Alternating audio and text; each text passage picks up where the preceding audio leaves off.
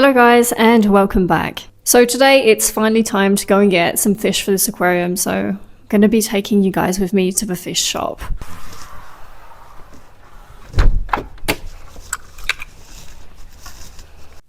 So I am going to spare you guys like the whole trip to a fish store, but there are a few cool things that I want to show you because I think that this fish shop is the only one that has a view like this. Like, check it out. Every time I see this view, I get so distracted. I actually miss the turn to go into the car park, so I have to turn around again.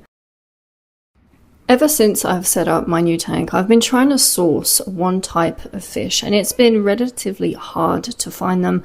Most shops don't actually have them. So when I found out there were some here, I was like, okay, I need to run and go and get these fish. And I found them. So these are phantom tetras. If you've been watching the channel for a while, you know that I really wanted these fish. So the lady at the store did a great job catching them because sometimes like these fish are quite fast and they are quite hard to catch. So I got 10 of these phantom tetras. So I'm starting off slow because the tank is still 1 month old. So I'm slowly building up the bioload. The second type of fish that I'm going to put in this tank is a classic. You know, not everybody is going to like them, but for me, like, it's one of my personal favorites. And they are neon tetras, and I really do think that they're going to add a pop of color to the tank. Something I appreciate with tetras is just the way they swim as well. They have a very calm swimming pattern, and that's something I absolutely love in my aquascapes. So that's why tetras are a personal favorite.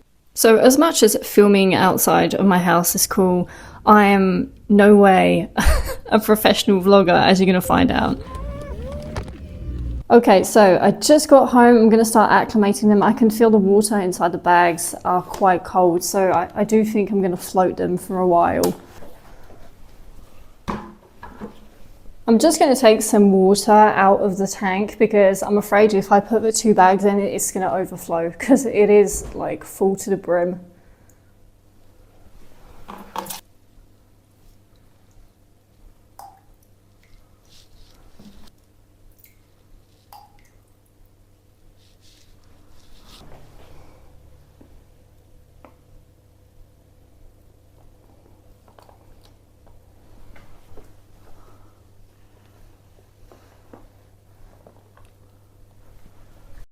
So because there was a considerable temperature drop all the way back home, what I'm going to do is I'm just going to float them for around 30 to 45 minutes for the temperature to really come back up. So by all means, if some of you live in warmer climates, unlike me, it's something you don't really have to worry about too much. You can just like float them for 20 minutes and you're good. But here it does get considerably cold and you do want to be careful not to shock your fish.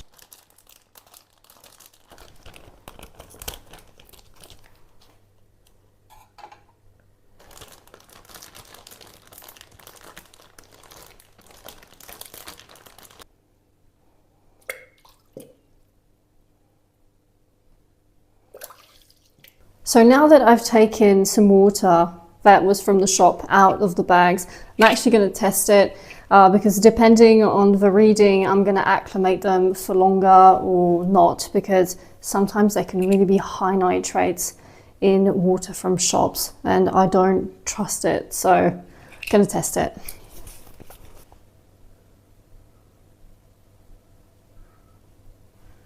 Obviously my tank is also running with CO2, so the pH is going to be a lot lower than what I think it may be at the shop. So I'm just gonna check.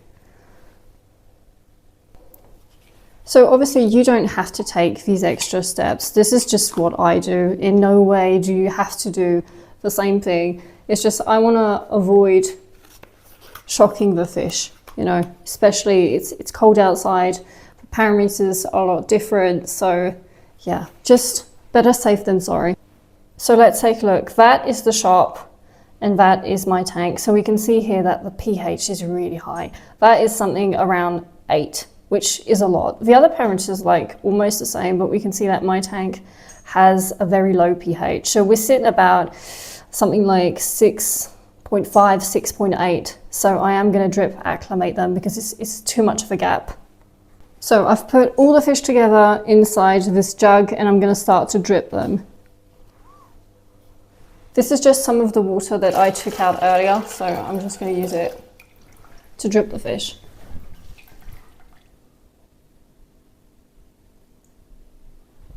I ended up drip acclimating them for about 30 minutes, and then it was time to release them into the tank. So it's going to take a few days for the fish to really settle into their new environment, to get used to the tank. So yeah, their colours right now aren't optimal. They're going to take like a good week, I do think, to colour up, and then I will be feeding them high quality foods to really go and enhance this coloration. So we can see on these images how pale they are, but they're not going to stay pale for too long.